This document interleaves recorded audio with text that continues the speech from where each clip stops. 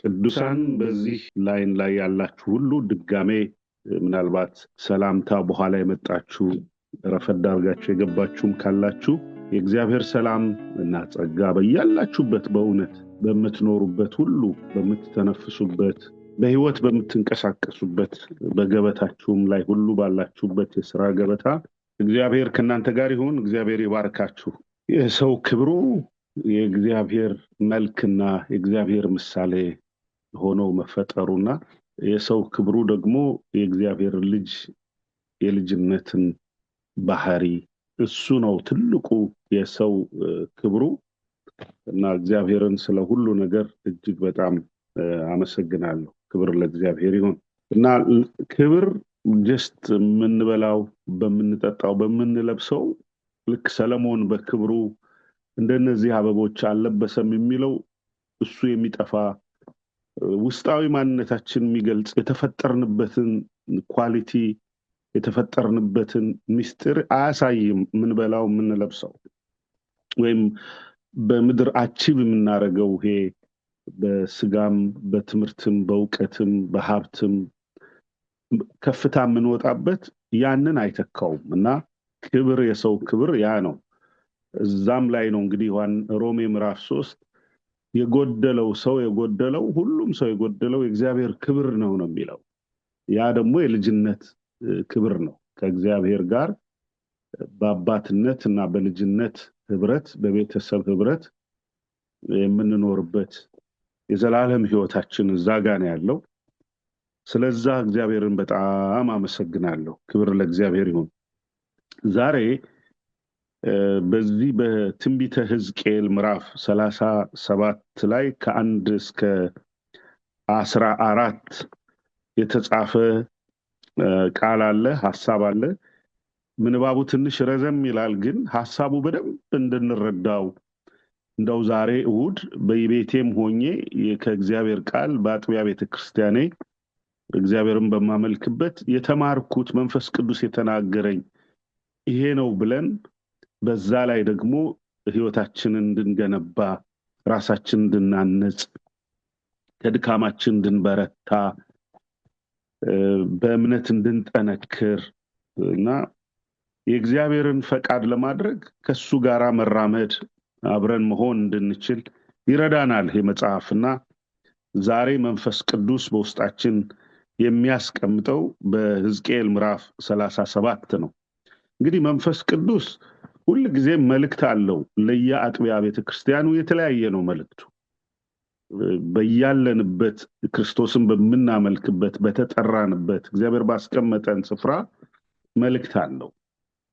ዮሐንስ ራእይ ምዕራፍ 1 ምዕራፍ 2 ምዕራፍ 3 መንፈስ ለአብያተ ክርስቲያናት የሚለውን ጆሮ ያለው ይስማ ይላል እና ለሰባቱም አብያተ ክርስቲያናት የመንፈስ የሰማይ ድምጽ እግዚአብሔር ለስጋችን ለህብረታችን ለህይወታችን ለእምነታችን ምን ይላል፣ ለጥንካሬያችን ምን ይላል፣ ለድካማችን ምን ይላል፣ ለትክክለኛ መንገዳችን ዋጋ ለምንከፍልበት ምን ይላል፣ እንደገና ደግሞ በተሰነካከልንበት ምናልባት ደግሞ ከሱ ፈቃድ ከጎደልንበት ደግሞ ምንድነው መልእክቱ የሚለውን ዕለት ለኛ ለልጆቹ በቃሉ በመንፈሱ ይናገረናል። በተለይ በህብረታችን በዚህ ህብረት በየሳምንቱ የመንፈስ ቅዱስ ድምጽ ይላክልናል። ሁሉ ጊዜ አስተውላችሁ ከሆነ መንፈስ ቅዱስ ቀድሞ ነው ደግሞ የሚናገረን።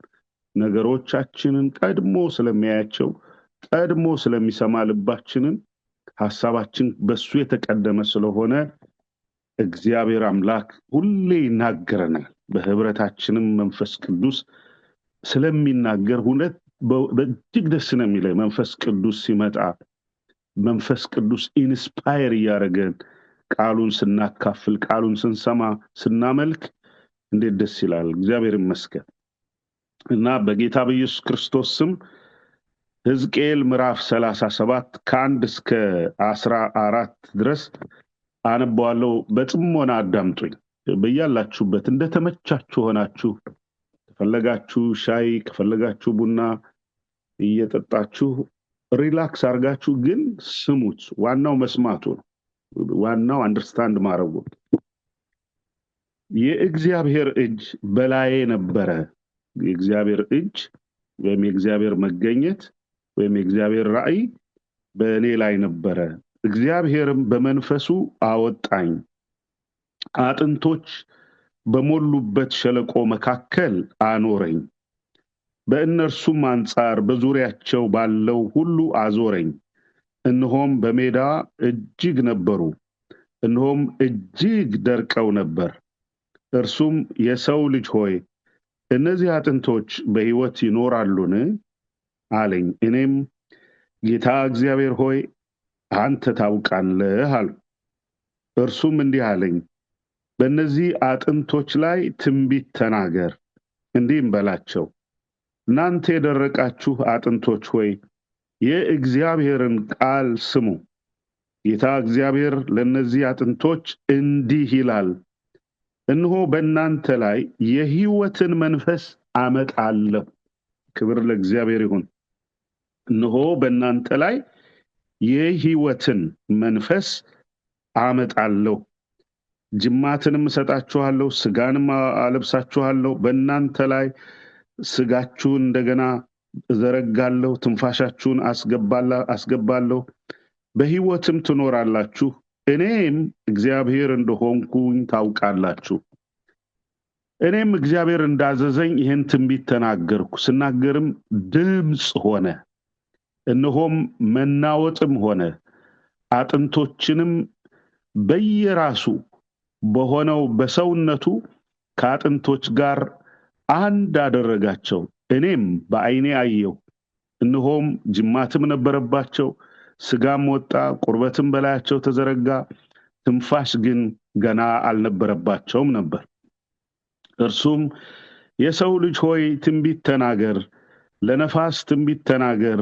ለነፋስም ጌታ እግዚአብሔር እንዲህ ይላል፣ ነፋስ ሆይ ከአራቱም ነፋሳት ዘንድ ና፣ እነዚህ ሙታን በሕይወት ይኖሩ ዘንድ እፍ በልባቸው እፍ በል አለኝ። እንዳዘዘኝም ትንቢት ተናገርኩ። ትንፋሽም በውስጣቸው ገባ፣ ሕያዋንም ሆኑ፣ እጅግም ታላቅ ሰራዊት ሆነው በእግራቸው ቆሙ። እግዚአብሔርም ደግሞ ተናገረኝ፣ እንዲህም አለኝ፣ የሰው ልጅ ሆይ እነዚህ አጥንቶች የእስራኤል ቤት ሁሉ ናቸው። እነሆ አጥንቶቻችን ደርቀዋል፣ ተስፋችንም ጠፍቷል፣ ፈጽመን ተቆርጠናል ብለዋል።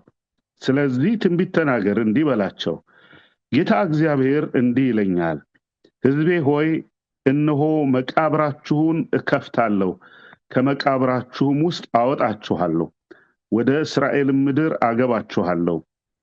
ሕዝቤ ሆይ መቃብራችሁን በከፈትኩ ጊዜ ከመቃብራችሁም ባወጣኋችሁ ጊዜ እኔ እግዚአብሔር እንደሆንኩ ታውቁኛላችሁ።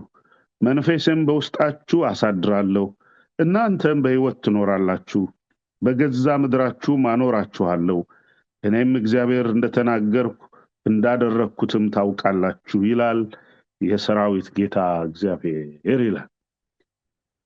ጌታ አምላካችን አባታችን ሆይ በቃልህ ያለውን የሕይወት መንፈስ ዛሬ ደግሞ በእኛ ላይ ስለምታደርግ ቃልህ ሕያው ስለሆነ በሁለት በኩል የሚሰራም ሰይፍ ስለሆነ ጌታ አምላክና አባት ሆይ በዛሬውም ዕለት እጅህ በእኛ ላይ ስለምትዘረጋ መንፈስህም ሕያዋን ስለሚያደርገን ቀንበር ስለሚሰበር ስራት ስለሚፈታ የወደቀው የጠፋው ስለሚገኝ የጨለመው ስለሚበራ የታመመው ስለሚፈወስ በሕይወት ስለምንኖር ኃይልን ስለምናገኝ ጌታ አምላክ ሆይ ከጠፋንበት ከሞትንበት በሕይወት መንፈስ እንደገና ሕያዋንና ታላቅ ሰራዊት ስለምታደርገን ስለምትለውጠን እግዚአብሔር አምላክ ሆይ በቃልህም ስለምትናገረን ቃልህም ደግሞ ለኛ ሕይወትን ስለሚሰጠን እግዚአብሔር አምላክ ሆይ በእኛ ላይ ያለህ ዓላማና ምሕረት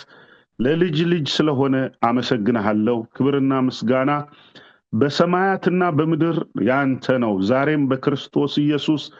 እግዚአብሔር ሆይ ለነዚህ ወንድሞቼና እህቶቼ የመንፈስ ቃል በውስጣቸው ገብቶ ሸለቆውን ጌታ አምላክ ሆይ ወደ ክብር የሚለውጥ ጨለማውን የሚያበራ የታሰረውን የሚፈታ የጠፋውን የሚያስገኝ የሞተውን የሚያስነሳ የደረቀውን የሚያለመልም የተመሰቃቀለውን ነገር ጌታ አምላክ ሆይ አይቻልም የተባለውን የከበደውን ነገር ጌታ አምላክ ሆይ ምርኮን ደግሞ የሚፈታ እግዚአብሔር ሆይ እንደ ታላቅ ሰራዊት በሕይወት የሚያቆም ቃል ስለሚሆን አመሰግንሃለሁ። በቤታቸው በልጆቻቸው በውስጣቸው ጌታ አምላክ ሆይ ጠላት ባሸነፈበት ነገር ሁሉ ቃል ስለሚሰራ የጠላትን ሁሉ ሐሳብ ቃል ስለሚያፈርሰው በኢየሱስ ክርስቶስ ስም ስለ ወንድሞቼ ስለ እህቶቼም ስለ ቤተሰባቸውም ስለ ልጆቻችንም እንማልዳለን ጌታ ሆይ ስለ ሕዝባችንም ስለ ሀገራችንም ስለምንኖርበት ምድርና ሕዝብ በዓለም ስለሚሆነው እግዚአብሔር ሆይ ሰው ተስፋ ስለቆረጠበት ነገር ግን አንተ ስለምታየው እንድናየውም ስለምትፈልግ እንድንናገረው ከቃልህ አውጥተን እንድንተነብይበት በሕይወት ስለሚኖሩ ነገሮች መንፈስን ስለሰጠህን በቤትህ ላይ እግዚአብሔር ሆይ አዋጅን እንድናውጅ ከአፋችን በሚወጣው ቃል አንተ ስራህን ስለምትሰራ አመሰግንሃለሁ። ክብርና ምስጋና ለዘላለም እስከ ዘላለም የባህሪህ ነው። በክርስቶስ ኢየሱስ ተመስገን። ስለዚህ ቀን አሁንም ጊዜያችንን ባርክልን። በዚህ ህብረትም ውስጥ ፈቃድ በሰማይ እንደሆነ በመካከላችን ይሁን። አሜን። እግዚአብሔር ይመስገን። ይሄ ከባድ ጊዜ የሚባል በእስራኤል ውስጥ አንደኛ ተማርከዋል፣ ስፍራቸውን ለቀዋል፣ ክብራቸውን ለቀዋል። የራሴ የሚሉት ነገር የለም። ተሸንፈው ተበትነው ተስፋ ቆርጠው በባርነት የሚኖሩበት ዘመን ውስጥ ግዞት ውስጥ ነበሩ።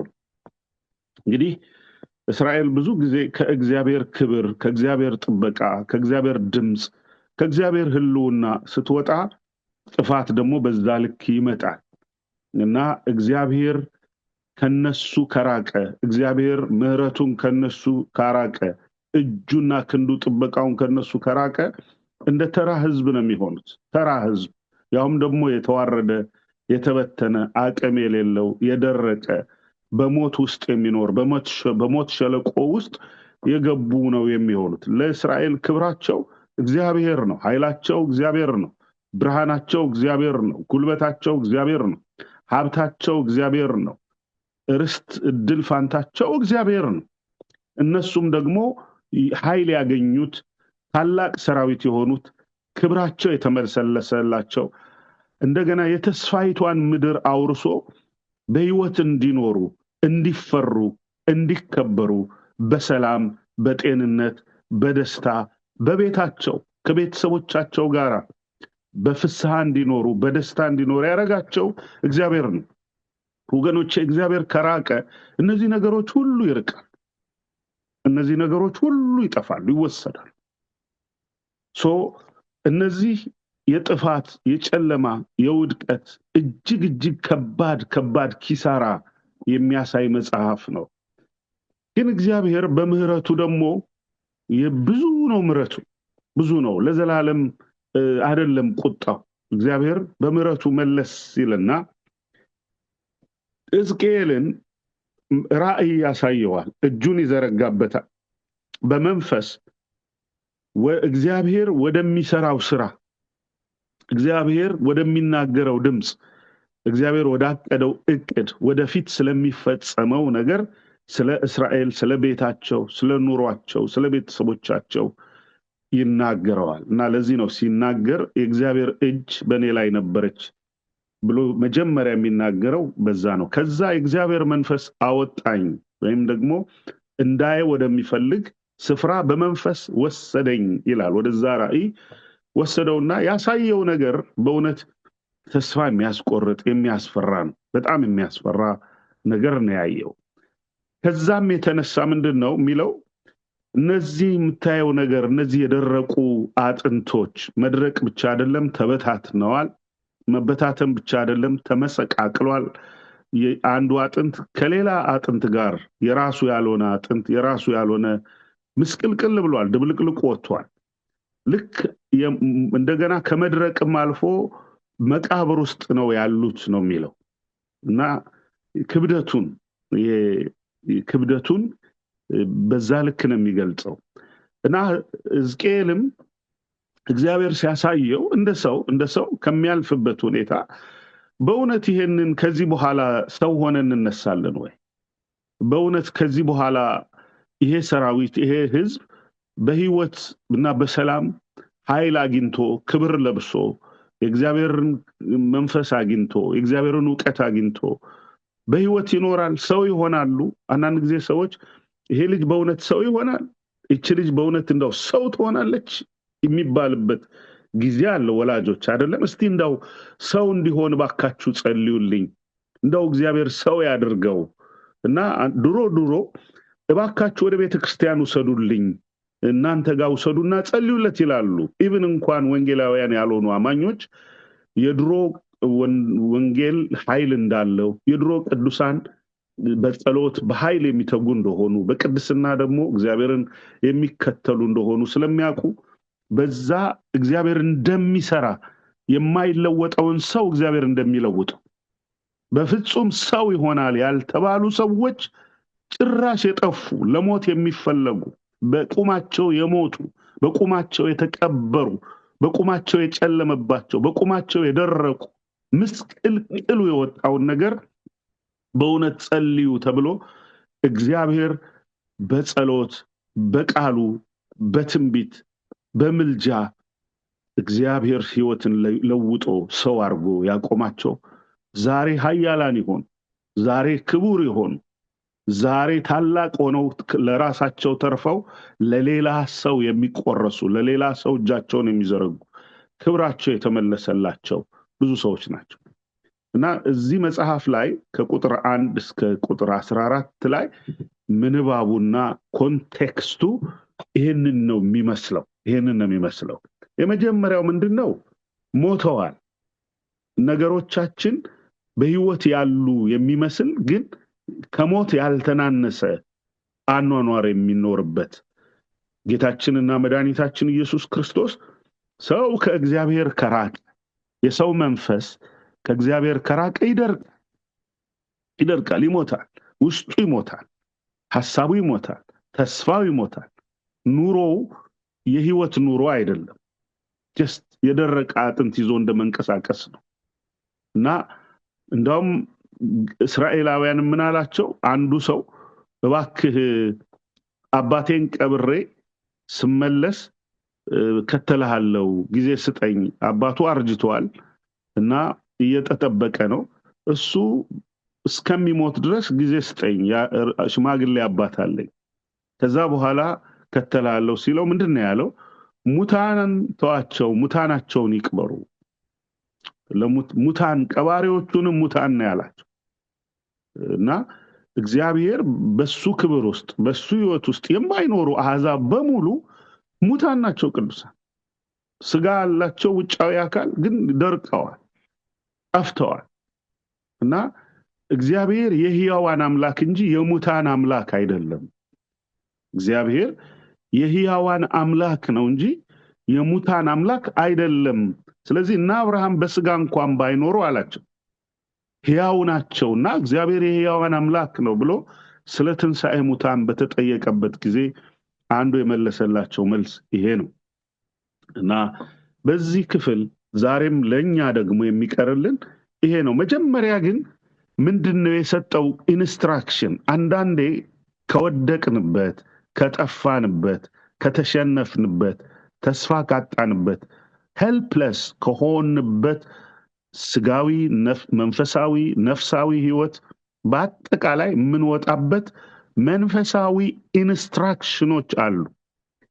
እኛ ወንጌል አማኞች እኛ የእግዚአብሔር ልጆች we need to really stick with the principle በእግዚአብሔር መንፈሳዊ ኢንስትራክሽኖች ፕሪንሲፕሎቹን ማወቅ መረዳት በጣም በጣም በጣም አስፈላጊ ነው። ለአንድ አማኝ እንደው በዚህ ዕድሜ በዚህ የግልግሎት ዘመኔ 35 ዓመት እግዚአብሔር ቤት ውስጥ በሰጠኝ ጸጋ አገለግል ምንድነው ለቅዱሳን እንደው በነሱ ላይ መናገር የምትፈልገው ቢባል ኢንስትራክሽን ክርስትና ዝም ብሎ በዘፈቀደ አይደለም። ፕሪንሲፕሎች እንዳሉት አማኞች ቢያውቁ ነው የምለው። ብዙ ጊዜ የጸሎት ፕሪንሲፕል አለ፣ የእምነት ፕሪንሲፕል አለ፣ የህይወት ቅድስና ፕሪንሲፕል አለው፣ የህብረት ፕሪንሲፕል አለው፣ የአምልኮ ፕሪንሲፕል አለው፣ የጾም ፕሪንሲፕል አለው፣ የመስጠት ፕሪንሲፕል አለው፣ ህብረት የማድረግ ፕሪንሲፕሎች አሉ፣ ስንወድቅ የምንነሳበት የንስሐ ፕሪንሲፕሎች አሉ። ኔሚት መንፈሳዊ ፕሪንሲፕል ብዙ ቤተክርስቲያን ብዙ አማኞች በጣም ብዙ የቆዩ የጠፋው ነገርና ሪሊ ያላስተዋሉት ነገር ምንድነው ቢባል I don't think ብዙ ሰው የእግዚአብሔርን ኢንስትራክሽን የሚያቅ የሚረዳ ወይም ደግሞ በዛ መንገድ የሚሄድ አይመስለኝም እኔ። እና ትልቅ ነገር እግዚአብሔር ኢንስትራክሽን የሚሰጥ አምላክ ነው። ለእስራኤል ኢንስትራክሽን ሰጥቶታል፣ እንዴት እንደሚወጡ ምን እንደሚያደርጉ። የክህነት ኢንስትራክሽን አለ፣ የአውደ ምሕረቱ ኢንስትራክሽን አለ፣ የቅድስተ ቅዱሳን ኢንስትራክሽን አለ። ቅድስተ ቅዱሳን ውስጥ ምን እንደሚቀመጥ፣ ቅዱሳን መቅደሱ ደግሞ ምን እንደሚቀመጥ፣ ከመቅደሱ ውጭ ደግሞ በግቢው ምን እንደሚደረግ፣ የአሮን ክህነት፣ የሊቀ ካህኑ ድርሻ ፕሪንሲፕል ኔሚት፣ የሐዋርያት ድርሻ፣ የነቢያት ድርሻ፣ የወንጌላውያን ድርሻ ፕሪንሲፕሎች አሉት። እነዚህ መንፈሳዊ ፕሪንሲፕሎች የቤትም ውስጥ የአባት የእናት የልጆች የትዳር ፕሪንሲፕሎቹን በደንብ ካላወቅን ሰው በልምድ በአምቢጉቲ ጀስት ክርስቲያን ነኝ በሚል ብቻ ዲቫይን ኢንስትራክሽን ሳይዝ ይጠፋል፣ ይደርቃል። ወገኖች አሁን አለምልማችሁት አሁን ይደርቅ፣ አሁን አንስታችሁት አሁን ይጠፋል፣ አሁን ሰታችሁት አሁን ደግሞ ይረሳዋል። እና ምንድነው በዚህ ዘመን እግዚአብሔር የሚናገረው? በተለይ ለኛ የሚናገረን በእናንተም ላይ እንድናገር ውስጥ የሚያነሳሳው መንፈስ ቅዱሳን ኢንስትራክሽን መለኮታዊ ኢንስትራክሽኖች ላይ እናተኩር። ሌላው በሙሉ ምንም ጥቅም የለው። መለኮታዊ የአዲስ ኪዳን ኢንስትራክሽኖች አሉ፣ የፍቅር ኢንስትራክሽን አለ አይደለም? ብዙ ኢንስትራክሽኖች አሉት። ከዳነ በኋላ አንድ ሰው የጥምቀት ኢንስትራክሽኖች አሉት፣ የቅዱስ ቁርባን ኢንስትራክሽኖች አሉት። ወገኖቼ ሰው ሲጠፋ የሚመለስበት ኢንስትራክሽኖች አሉ። የምስክርነቱ ለወንጌል ስርጭት ኢንስትራክሽኖች አሉት። ቸርች በኢንስትራክሽን ህዝብ በኢንስትራክሽን ቢሄድ አይጠፋም። ይሄ ኢንስትራክሽን ምን ሆኖ ይመጣል? ራእይ ሆኖ ይመጣል። ራእይ የእግዚአብሔር መርህ፣ የቤታችን መርህ፣ ለልጆቻችን መርህ። So we have to have some instruction for our kids as well. Divine የሆነ ኢንስትራክሽኖች መስጠት። ኢንስትራክሽን ደግሞ ቅደም ተከተሎች አሉት። ሾርት ተርም፣ ሎንግ ተርም፣ ለዘላለም ደግሞ በዛ ፕሪንሲፕሎች። ሶ እነዚህ ዲቫይን ፓተርኖች በጣም ወሳኝ ናቸው ለአንድ አማኝ ድል ለማድረግ፣ በህይወት ለመኖር፣ ከጨለማ ለመውጣት፣ የሰይጣንን ስራ አሸንፎ በእግዚአብሔር ብርሃን በእግዚአብሔር ኃይልን ለመልበስ ኢንስትራክሽኖች አሉት። ከእስራት ለመፈታት ለመፈወስ ኢንስትራክሽኖች አሉት መጽሐፍ ቅዱስ። ሶ አሁን አይ ቲንክ ያ ዘመን ያ ጊዜ ይመስለኛል መንፈስ ቅዱስ በዚህ ኤሪያ ላይ እንድናገር ነው አሁን ጊዜውን የሚያንቀሳቅሰኝ። እስካሁን የምጠብቀው ወይም ደግሞ መቅደም ያለበት ለልጆች ጊዜ መስጠት አለበት እና ልጆች የማሳደግ ጊዜ አለ፣ የመቀመጥ ጊዜ አለ። አሁን ደግሞ ልጆቻችን እያደጉ ነው፣ ትልልቅ እየሆኑ ነው። So let us get ready to do something important, something good, something that comes from heaven. ሰማያዊ ፕሪንሲፕሎች በህይወታችን ውስጥ እስቲ ይኑሩ።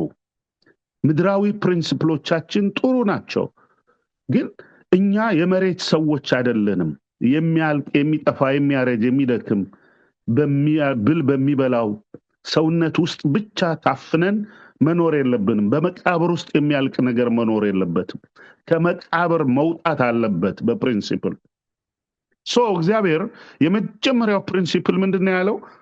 ራሱ ሕዝቅኤል አይደለም የሚናገረው፣ የእግዚአብሔርን ቃል ተናገራቸው ነው ያለው። የሚገርም እኮ ነው። የሰው ልጅ ከእግዚአብሔር አፍ በሚወጣ ቃል እንጂ በእንጀራ ብቻ አይኖርም ነው የሚለው መጽሐፍ ቅዱስ። እዚህም ክፍል ላይ የእግዚአብሔርን ቃል ስሙ ነው የሚላቸው። ቁጥር የመጀመሪያዎቹን ቁጥሮች ከአንድ ጀምሬ እስከ ቁጥር 6 ድረስ ሳነበው ምንድነው የሚለው? የእግዚአብሔርን ቃል ስሙ ይላል። የእግዚአብሔርን ቃል ስሙ። ጌታ እግዚአብሔር ለእነዚህ አጥንቶች እንዲህ ይላል፣ እነሆ በእናንተ ላይ የሕይወትን መንፈስ አመጣለሁ። the first thing ቃሉን እንደተጻፈ ሳይጨመር ሳይቀነስ፣ ለሰው ስንል ሳንለውጠው፣ ለራሳችን ስንል ሳንለውጠው፣ ለስጋችን ስንል ሳንለውጠው፣ ለክብራችን ስንል ሳንለውጠው፣ ቃሉ ቅዱስ እንደሆነ፣ ንጹህ እንደሆነ፣ ሕያው እንደሆነ በቃሉ ኮንቴክስት፣ በቃሉ መንፈስ፣ ያ የተጻፈው ደግሞ ለኛ ለነፍሳችን ለመንፈሳችን የሕይወት ሕግ እግዚአብሔር አድርጎ እንደሰጠ፣ ቃሉን መመገብ ፕሪንሲፕል እንደሆነ ቃሉን ነው የሰጠው። ለአንዳንዳቸው ለሙሴ ቃሉን ነው የሰጠው፣ ለአሮን ቃሉን ነው የሰጠው፣ ለኢያሱ ቃሉን ነው የሰጠው፣ ለዳዊት ቃልህ እጅግ ያማረ ነው በሕይወት ስርዓት እንዲሄድ አረገኝ። መዝሙር 118 ጠቢብ ያደረገው ጎልማሳ መንገዱን እንዴት ነው የሚያነጻው ሲል የእግዚአብሔርን ሕግና ቃል በመጠበቅ ነው ይላል። አካሄዱን በእግዚአብሔር ቃል ነው የሚያደርገው። አንቺ የሰማይ ዜጋ ነሽ፣ የምድር አይደለሽም። አንተ ወንድሜ ደግሜ ልናገራችሁ፣ እናንተ ተራ ፍጡር አይደላችሁ። you are not an ordinary people. You have some divine connection with the creator. ያ ነገር ገና እስካሁን የታየን አይመስለኝ። ሁሉን ነገር የምናየው በአካባቢያችን በሚደረገው፣ በአካባቢያችን በሚሰራው፣ ሰዎች በሚያደርጉት፣ ሰዎች ትልቅ ነው በሚሉት፣ ሰዎች ደስ ያሰኛል በሚሉት። that is not the principle of God. There is some principle which is written strictly በመጽሐፍ ቅዱስ ውስጥ። አንዳንዱ ለሰው ያሳምረዋል፣ ትክክል እንዲመስል ያስጌጠዋል፣ ቴክኒክ ያበጁለታል ለዛ ነገር እና ያሰማምረው መንፈሳዊ ሊያረጉት ሲሞክሩ አለው። በህይወቴ ብዙ ሰዎች፣ አንዳንድ ቸርቾች ግን እዛ ውስጥ እግዚአብሔር ፕሪንሲፕል አለ ወይ? ፈሪሃ እግዚአብሔር አለ ወይ? ቅንነት አለ ወይ? የዋህነት አለ ወይ? እውነት አለ ወይ? ቅድስና አለ ወይ? የኢየሱስ ክርስቶስ ጸጋና መንፈስ መገኘቱ አለ ወይ? እግዚአብሔር እንደ ቃሉ እንደጻፈው በዛ በተጻፈው በክርስቶስ ሐሳብ ውስጥ ነው ወይ የሚኖሩት? የእግዚአብሔር ምሕረት ውስጥ ነው ወይ እየተደረገ ነው? ወይስ በሰው እንዲታይ፣ በሰው አፕሩቭ እንዲደረግ፣ ጎበዝ እንድንባል፣ ትክክል ነው እንዲባል፣ ይሄ ነው እንጂ ስራው እንዲባል ነው? እንደው መጽሐፍ ቅዱስ በሰው የከበረ የሚመስል ሁሉ ይላል በእግዚአብሔር ዘንድ ጸያፍ ነው ይላል፣ ትንሽ ነው፣ የረከሰ ነው ይላል። እስራኤል የጎደሉት ቀስ በቀስ ነው የጠፉት። መጀመሪያ ትንሽ ነገር ከፕሪንሲፕል ሲወጡ፣ ትንሽ ነገር ሲጨመር አገራችንም እንደዛ ነው እኮ የሆነችው። ቀስ እያለ አንዳንድ ነገር ሲጨመር ቤተክርስቲያንም እንደዚህ ነው እየጠፋቻለች። የሰው ሲጨመር ከዛ የሰይጣን እየጨመረ ሲመጣ አገርም ቤተሰብም እየጠፋ ይመጣል። ጥፋት በአንድ ጊዜ ወደ ህዝብ አይመጣም። ቀስ እያለ ቀስ እያለ ነው የሚያጠፋው። ውድቀት ሲጀመር እያለማመደ ነው ሰይጣን፣ እያለማመደ ከዛ በኋላ እስረኞች ያደርገናል ወገኖች። እግዚአብሔር ግን መጀመሪያ የሚሰጠን ምህረቱና ቃሉን ወድቀን እንድንቀር፣ ጠፍተን እንድንቀር፣ ደርቀን እንድንቀር፣ ተመሰቃቅሎብን እንድንቀር፣ በመቃብር ውስጥ እንድንቀር፣ በጨለማ እንድንዘጋ እንድንማረክ ምርኮኛ እንድንሆን የአባታችን ፈቃድ አይደለም። ቅዱሳን እህቴ ስሙኝ፣ ወንድሞቼ ስሙኝ፣ እንደ እግዚአብሔር ሰው ስሙ፣ እንደ መንፈስ ቅዱስ ቃል ስሙ፣ ይሄን የትንቢት ቃል ስሙ። የሰራዊት ጌታ እግዚአብሔር ይሄን ነው የሚላችሁ። ገና በፍጹም አይኖቻችን አልተከፈቱም ወገኖች።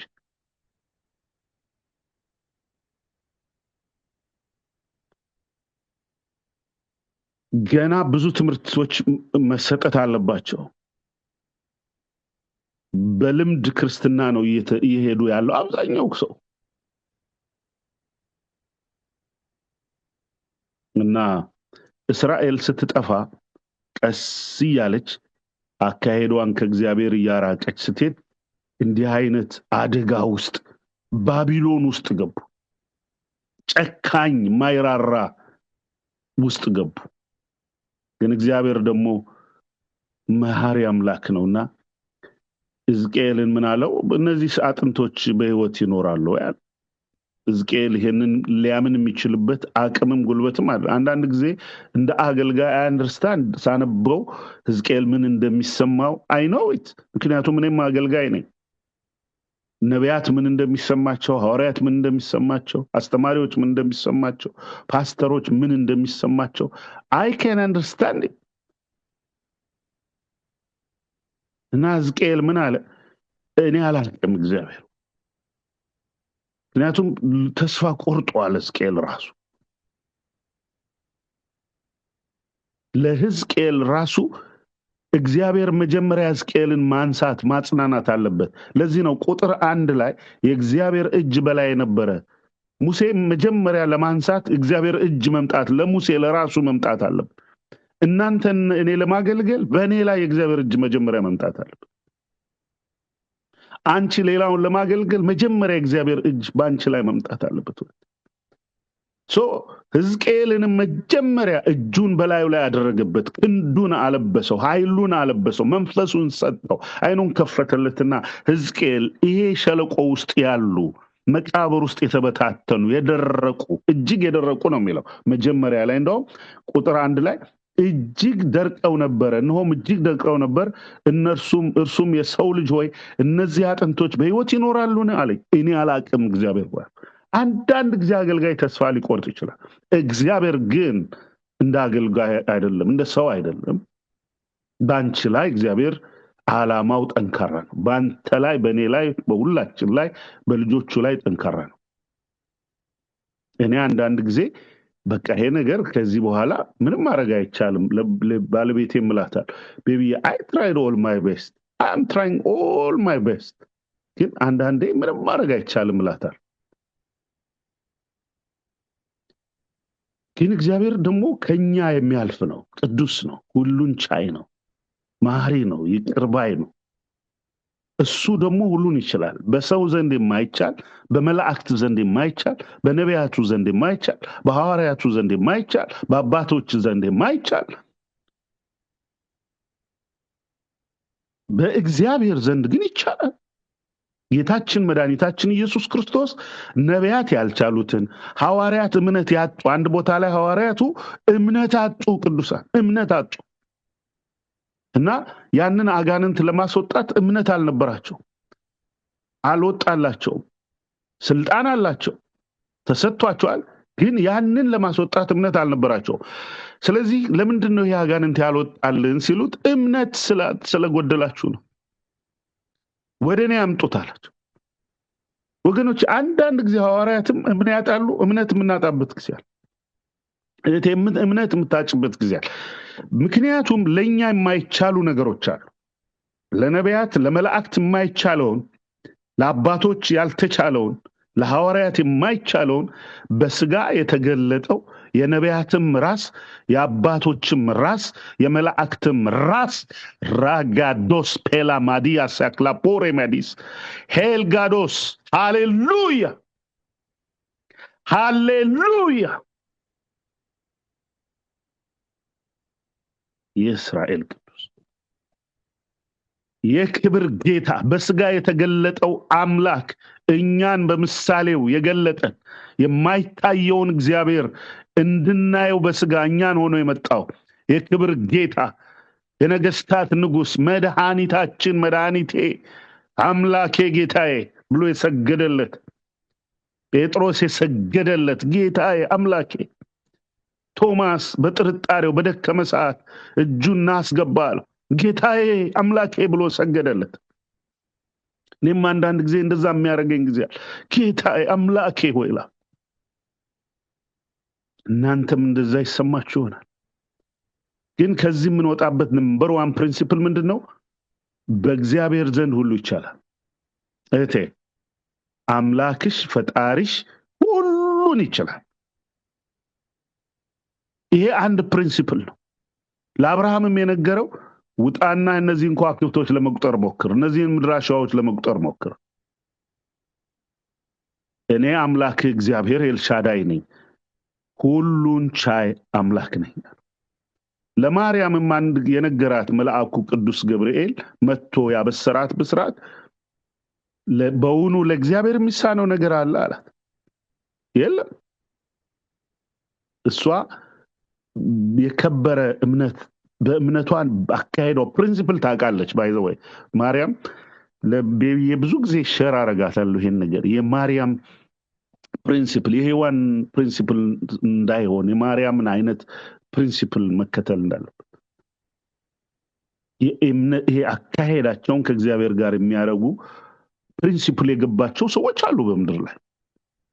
ግን አንዳንዱ ነገር ሰው ናቸውና ለነሱ የሚቻል አይመስላቸው። መልአክ ሲገልጥላት ፕሪንሲፕሉን ሲነግራት ግን አሜን አለች። ለፕሪንሲፕል አሜን ማለት ነው በቃ። ሕዝቅኤልም ይሄን ያረጋው ይቻላል አለው። እኔ አላቅም እግዚአብሔር አንተ ግን ይቻል። እግዚአብሔር ዛሬ የማይቻሉን ነገሮች ያደርጋል። በጣም በጣም ምድራችን ላይ ያልተቻሉ ነገሮች you will see ይቻላል፣ ይቀየራሉ። ምድራችን ታርፋለች፣ ረፍ ትላለች። ምድራችን ትጎበኛለች፣ ህዝባችን ይጎበኛል፣ ቤታችን ይጎበኛል፣ ልጆቻችን ይጎበኛል። የምንኖርበት ሀገር ሁሉ ነገሩ ይጎበኛል። የጉብኝት ጊዜ አለ። ለሚያምኑት ነው። የመጀመሪያው እግዚአብሔርን ቃል ስሙ ነው ያላቸው። ሁለተኛው ግን በእምነት ቃሉን ከሰማ በኋላ ተናገር፣ ትንቢት ተናገር አለው። that's the principle። በእምነት እግዚአብሔርን በማመን እግዚአብሔርን በመፍራት ቅዱስ ቃሉን በማወቅ የተጻፈውን በማወቅ በእምነት ስንናገር ያ ትንቢት ነው፣ ያ መንፈስ ነው፣ ያ የህይወት ስርዓት ነው። በእምነት ተናግረን የደረቁ ነገሮች ለምልመዋል። በእምነት ተናግረን የታመሙ ሰዎች ተፈውሰዋል። በእምነት ተናግረን የሞተ ሰው ተነስቷል። የሚያስገርም ነገር አሁን መጽሐፍ ቅዱስ ላይ የተጻፈውን በአገልግሎት የዘመን ሁሉ አይቻለሁ። የሞተ ሰው ሲነሳ ባይኔ አይቻለሁ። ታመመ ሲፈወስ ባይኔ አይቻለሁ። እርኩሳን መናፍስት በጣም አደገኛ መናፍስቶች ከሰው አይደለም ከከተማ የጠረገ እግዚአብሔር ሲያስወጣቸው ባይኔ አይቻለሁ። ማይለወጡ ሰዎች ማይለወጥ ህዝብ ሲለወጥ ባይኔ አይቻለሁ። ለምን? ተናገር፣ በእምነት ተናገሪው ለችግሮች። እግዚአብሔርን አውጂ በህይወትሽ ላይ። እግዚአብሔርን ሁሉን ቻይነት አውጅ በእምነት። እግዚአብሔር አምላክ የተመሰገነ ይሁን። ክብርና ምስጋና ለስሙ ይሁን። ኢየሱስ ክርስቶስ ጌታ ነው። መቃብራችሁን ከፍታለሁ፣ ከመቃብርም አወጣችኋለሁ። ከዛ ቀጥሎ ስርዓት በስርዓት አንዱ አጥንት የራሱን ሲፈልግ አየሁት ይላል። በፊት ግን ተደበላልቆ ነበር። አንዱ ባንዱ ላይ ተከምሮ ደርቆ ሬሳው አጥንቶቹ ተመሰቃቅሎ ነበር። አሁን ግን ራሱን ሲፈልግ አንዱ አጥንት የራሱን ሲፈልግ አየሁት። ስርዓት ሲይዝ ራይት ቦታ ላይ መቀመጥ እግዚአብሔር ፕሪንሲፕል ነው ወገኖች። ራይት ነገሮች ታይምን መጠበቅ። ቆይ ካለ እግዚአብሔር ቆይ፣ ዝም በል ካለ ፕሪንሲፕል ነው ዝም፣ ሂድ ካለ ሂድ፣ አትሂድ ካለ አትሂድ። ዛሬ ነው ሰዓቱ፣ አሁን ነው ምልክ፣ እዚህ ቦታ ሄድ ሲል ሄድ፣ አይ እንዳትሄድ ሲል ሰው ቢለምን ቢጨቀጭቁ አትሄድ። በቃ እኔ እንደዛ ነው የማደርገው። ሰዎች ላይገባቸው ይችላል፣ ሊያኮርፏችሁ ይችላሉ፣ ሊጋጯችሁ ይችላሉ፣ ኮንፊውዝ ሊሆኑ ይችላሉ፣ ሚስ አንደርስታንዲንጎች ሊፈጠሩ ይችላሉ። ብቻ ቅን ሁኑ፣ ብቻ የዋህ ሁኑ፣ ብቻ የፍቅር ሰው ሁኑ። ግን God knows everything። ህይወት ይፈጠራል። በዚያን ጊዜ የእግዚአብሔር ስርዓት ይመጣል፣ የእግዚአብሔር ኃይል ይመጣል። መቃብሮች ይከፈታሉ። የደረቀው፣ የተመሰቃቀለው፣ የተዘጋው፣ የጠፋው፣ የተማረከው ይመለሳል። ውበት ያለው ኦርደር ባይ ኦርደር። መጨመሪያ አጥንቶች ተገጣጥ፣ ንፋስ መጣ በአራቱ ማዕዘን፣ ከዛ አጥንቶች ተገጣጠሙ። ከዛ ሁለተኛ ጊዜ እስትንፋስ እንዲገባባቸው ለሰከንድ ተናገራቸዋል። ከዛ ቁርበት ለበሱ ይላል። ከዛ እስትንፋስ ገባባቸው። ከዛ ታላቅ ሰራዊት ሆኑ ይላል። ማመን እስኪያቅተው ሕዝቅኤል ይሄ እስራኤል እንደዚህ ነው የምትሆነዋል። ጠላት እስራኤልን ለማጥፋት በየጊዜው ከምድረ ገጽ ለማጥፋት ያልተቆፈረ ጉድጓድ፣ ያልተሰራ መሳሪያ፣ ያልተነሳ ህዝብ የለም። ቃሉ ስለተጻፈ እግዚአብሔር ቅሬታዎች ስላሉት ፍጻሜው መጨረሻ ላይ እሱ የሚሰራዎች ስራ ስላሉት በዛ ሸለቆ ውስጥ የራሱን ቅሬታዎች እያመጣ ያሻግራል። እግዚአብሔር ያሳልፋል። እግዚአብሔር ድንቅ ነው ቅዱሳን። እግዚአብሔር ታላቅ፣ እግዚአብሔር መሐሪ ነው። እግዚአብሔር ይቅር ባይ ነው። ስለዚህ ተስፋ የቆረጥንባቸውን ነገሮች እግዚአብሔር ያለመልማቸዋል። እግዚአብሔር ብርሃን ያበራባቸዋል። ታላቅ ነገር ይወጣል። እዛ ውስጥ ታላቅ ነገር ይወጣል። አይወጣም የምትሉት ነገር በእውነት እግዚአብሔር ታላቅ ነገር ያወጣበታል። አይ ይሄ ነገር ከአቅሜ በላይ ነው የምትሉት ነገር የስ ካንቺ አቅም፣ ከኔ አቅም፣ ከናንተ አቅም፣ ከሰው አቅም፣ ኢቭን ከመላእክትም አቅም በላይ የሆነውን እግዚአብሔር ደግሞ በኃይሉ ችሎት ስለ ኢየሱስ ክርስቶስ ስም ያደርገዋል። ምንድነው እኛ እግዚአብሔር የሚያሳየንን ማየት ነው። እግዚአብሔር መንፈሱ ወደሚያወጣን መሄድ ነው። a lot of principles ለዛሬ ይሄ ይበቃል። በአንድ ቀን አይሆንም ቅዱሳን። እና ለዚህ ነው አንዳንድ ጊዜ ሴሚናር የሚያስፈልገው፣ ሪትሪት የሚያስፈልገው። ለማስተማር ውስጣችን በኃይል ይሞላና ግን ደግሞ የናንተ ጊዜ የተመቸ አይደለም፣ የናንተ ደግሞ ስኬጁል ለዛ የተመቸ አይደለም። እና አንዳንዴ ብዙ መስጠት ሲገባን ሰዓቱ ሲያልፍ አይዋል። ፕሪንሲፕሎች ብዙ አሉ ቅዱሳን፣ ጠቃሚ ፕሪንሲፕሎች፣ ነፃ የሚያወጡ ፕሪንሲፕሎች፣ የምንፈወስበት ፕሪንሲፕል። መቃብርሽን ከፍቶ እግዚአብሔር አልቋል ያልነው ነገር ቀይሮ እግዚአብሔር ያድሰዋል። ኃያል ሰራዊት ይሆናል። ታላቅ ሰራዊት፣ የሚያስፈራ ሰራዊት፣ ግርማ ሞገስ ያለው ሰራዊት፣ ክብር ያለው ሰራዊት፣ ህይወት ያለው ሲታይ እንደገና ዋው የሚያሰኝ እግዚአብሔር ሲገኝ የሚፈራ ድል የሚያደርግ ሰራዊት ያደርገዋል። ለዛሬ ይሄ በቃናል። መንፈስ ቅዱስም በሌላ ጊዜ ደግሞ እሱ ባመጣው ሰዓት እንማራለን። ተመልከቱ፣ አሁን ይሄ ጉባኤ ላይ ቢሆን በኦንላይን ቢሆን መንፈስ ቅዱስ ነው። አይዊሽ አብረን እየተካፈልን እዛው በቃ ያያዩዋችሁ ባካፍለው ጥሩ ነው። ግን ቃሉ ነው። አሁንም እንዳትረሱ፣ እንዳትረሱ። እግዚአብሔር አምላክ ይባርካችሁ፣ ጸጋውን ለትለት ያብዛላችሁ። በጌታ በኢየሱስ ክርስቶስ ስም ጌታዬና አምላኬ መድኃኒቴ ሆይ እኔ አላቅም፣ አንተ ታውቃለህ። እኔ አልችልም፣ አንተ ትችላለህ። እግዚአብሔር ሆይ የሁሉ ነገር ባለቤት አምላክና ፈጣሪ አንተ ነህ። እኛም በሚያቅተን በማንችለው የሰው አቅም በማይደርስበት፣ የሰው ክንድ በማይደርስበት፣ የሰው እስትንፋስ በማይደርስበት ያንተ እስትንፋስ አለ ጌታ ሆይ። ሰውን በህይወት ያኖረው እስትንፋስ ነው። መንፈስን ካጠፉ ሰዎች ላይ መንፈስ ቅዱስ እነሱ ላይ ሂድ ጌታ ሆይ። ወደ ውስጣቸው ግባ። የደረቁ መንፈስ ቅዱስ የጠፋበት ነገር ውስጥ ግባ ጌታ መንፈስ ቅዱስ። በኢየሱስ ክርስቶስ ስም የገሃነም ደጆችን ስበራቸው፣ ነቃቅላቸው ጌታ።